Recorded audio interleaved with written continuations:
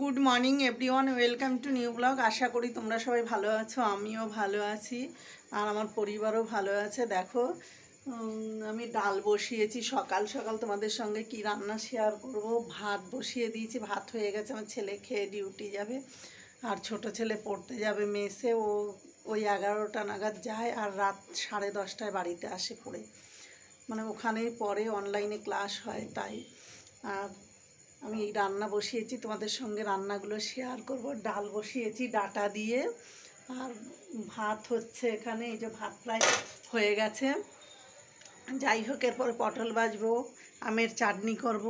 এই যে আমটা কেটে নিয়েছি, তারপরে শাক ভাজবো। সব কিছুই তোমরা দেখতে পাবে, তাহলে আমার সঙ্গে থাকো, দেখতে থাকো। আর মাছ রাখবে, সে মাছ রান্না করব।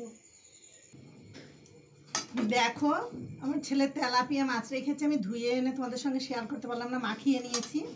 এই তেলাপিয়া মাছের ঝাল করব সর্ষে জিরে বাটা দিয়ে। আর এই দেখো পটলটা কেটে মেখে নিয়েছি একবারে ওই হাতেই। আমি প্রথমে পটলটা ভেজে নিয়ে তারপরে মাছটা ভেজে নেব। তোমরা তাহলে সঙ্গে থাকো, দেখতে থাকো। আর আগে তো দেখলেই যে ডাল আর ভাতটা আমার হয়ে গেছে। আমি মাছ কুটতে গেলাম, ছেলেটা আমার ডিউটি বেরোবে, ওই জন্য আমি তাড়াহুড়ো করে করছি।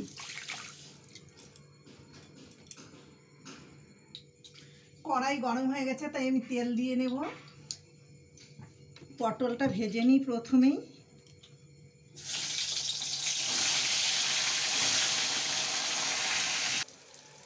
সব পটলগুলোই আমি একসঙ্গে দিয়েছি, একসঙ্গেই ভেজে নেব।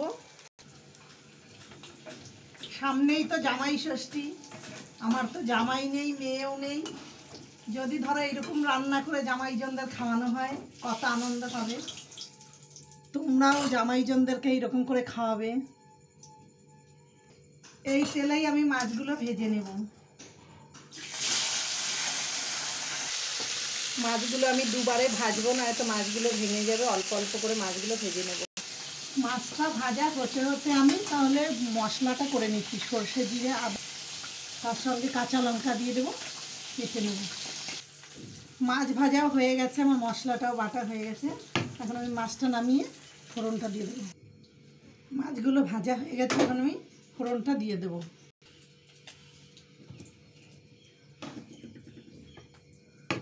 ফোড়ন দেবো রাঁধুনি আর এই বেটে রাখা মশলাটা।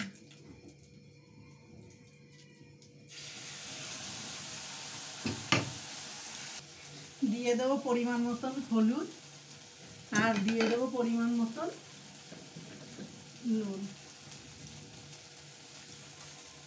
ভাজা হয়ে গেলে মশলাটা তেল ছাড়লেই আমি মাছটা দিয়ে ঝোলটা দিয়ে দেবো। মশলাটায় তেল ছেড়ে এসেছে, এখন আমি মাছগুলো দিয়ে ঝোল দিয়ে দেবো। এখন আমি ঝোলটা দিয়ে দেবো, ফুটে গেলে নামিয়ে নেব। তরকারিটা নামিয়ে নিলাম। এখন আমি কড়াইটা ধুয়ে নিয়েছি। এই কেটে রাখা আমটার চাটনি করে নেবো। দিয়ে দেবো সর্ষের তেল, একদম অল্প পরিমাণে, চাটনিতে বেশি তেল লাগে না। আর দিয়ে দেবো এই যে দুটো শুকনো লঙ্কা রেখেছি, শুকনো লঙ্কা ফোড়নে, আর একটুখানি সর্ষে। আমি সচরাচর সর্ষে দিয়েই চাটনিটা রান্না করি। আমটা ঢেলে দিলাম, সর্ষে ফোড়নটা হয়ে গেছে। নেড়ে নিয়ে তারপর পরিমাণ মতো নুন হলুদ দেবো, আর পরে নামানোর আগে চিনিটা দিয়ে দেবো। চাটনিটা প্রায় হয়ে এসেছে, এখন আমি চিনিটা দিয়ে দেবো। আমটা সিদ্ধ হয়ে গেছে। আমি একেবারে মানে দিয়ে পাড়া চাটনি করবো, চাপ চাপ পাড়া, কিন্তু একটু মাঝে শক্ত শক্ত থাকবে, আমটা খেতে ভালো লাগবে। চাটনিটাই সুন্দর সেন্ট হওয়ার জন্য আমি একটু পাতিলেবুর রস দিয়ে দেবো।